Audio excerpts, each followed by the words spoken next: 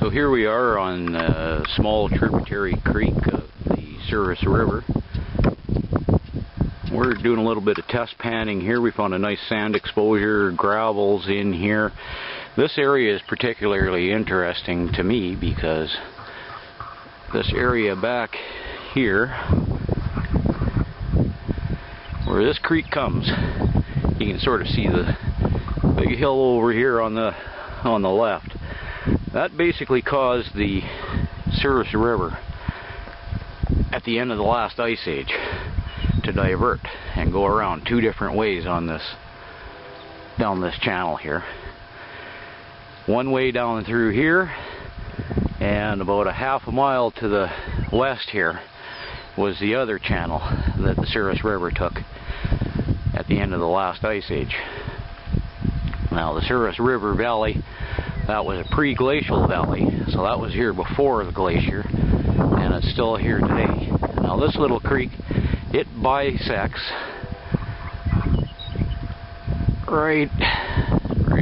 just to the right of that little stand of trees there.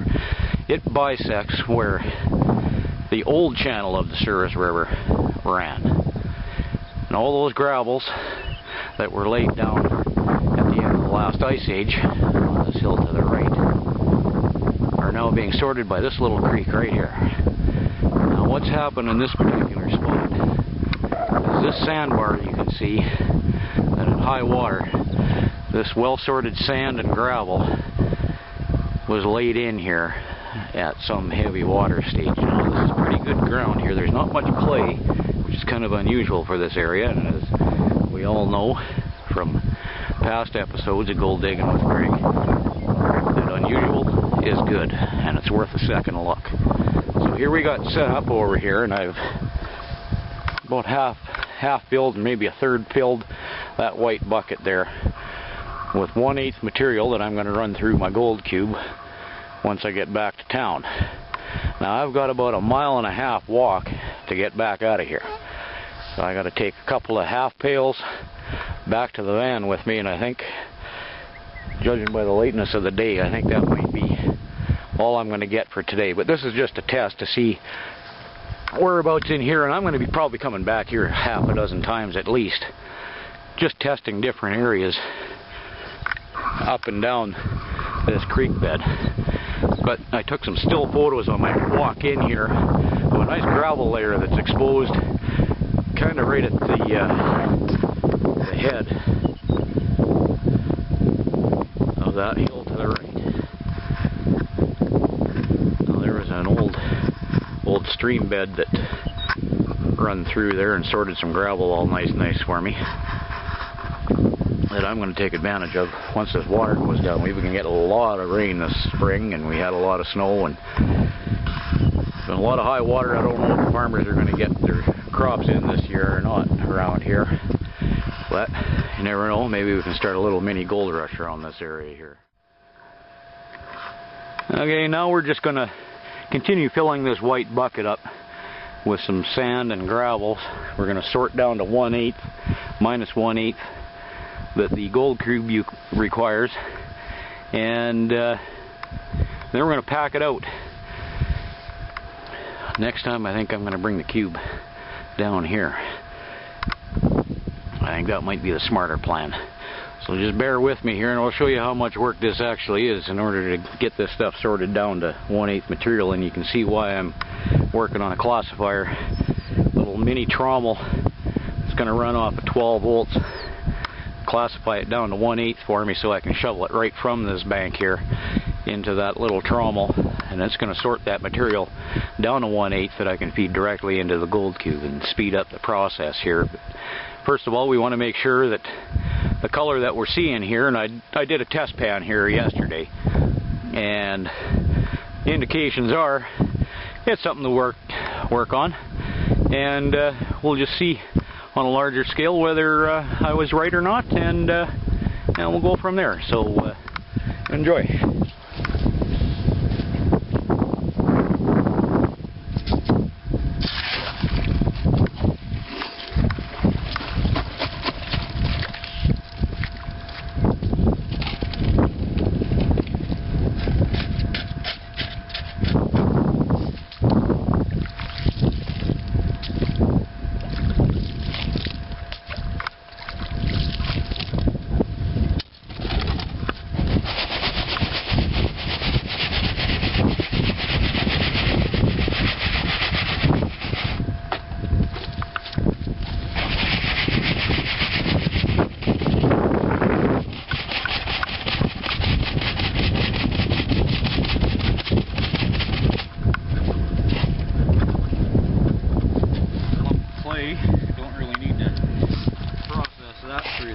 awfully bad.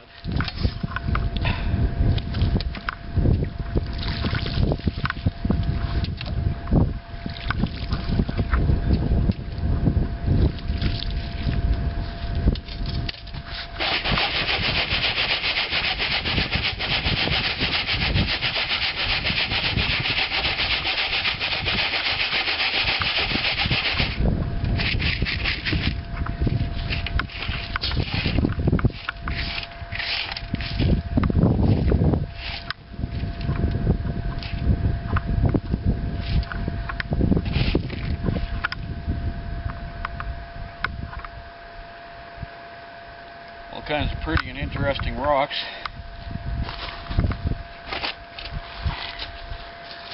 And like most of them, they're leverite. And what leverite is, it's lever right where you found her.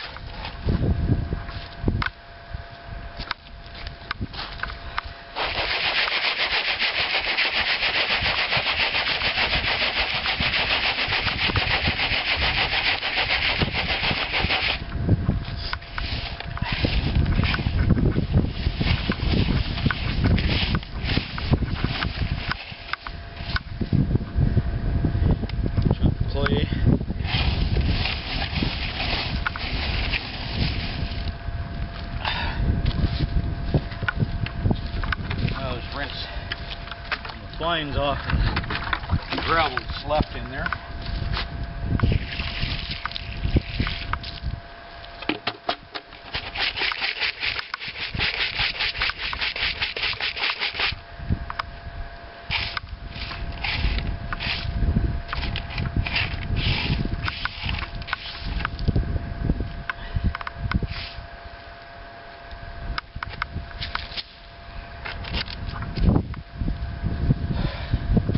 There, I'll just do that another 10 times, and I think we got enough material to do a good little test.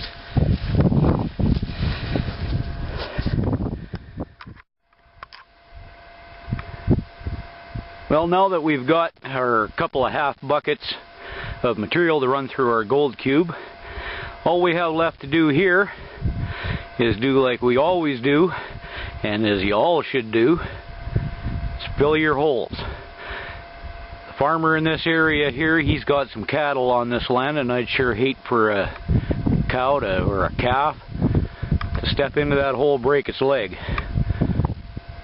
Or next prospector that comes through here steps in a hole and hurts himself. It's always a good idea to leave it exactly how you found it, or better. And that's the kind of the golden rule. I think after I get this hole filled back up again, just for leisure, I'm going to take a pan and pan out a little bit more right down in the creek here. I can get nice and close because there's a nice sandy spot here. It's not slippery or or anything like that, so no danger of falling in. And this little brook here, it doesn't flow very fast, but this time of year the water is cold. Doesn't take long to be in a heap load of trouble. Always be prepared. That's kind of the best motto. Fill your holes and be prepared, and the check's in the mail. Hi, and welcome back to Gold Digging with Greg. We've got our gold cube set up here back at the hooch, and I've already run 2.5 gallons of the material that we collected down at the creek bank there, and it's looking pretty good. So we're going to just run the rest of it, and then we're going to have a look at the final cleanup for the day and see whether we know one more place not to go, or whether we go back tomorrow.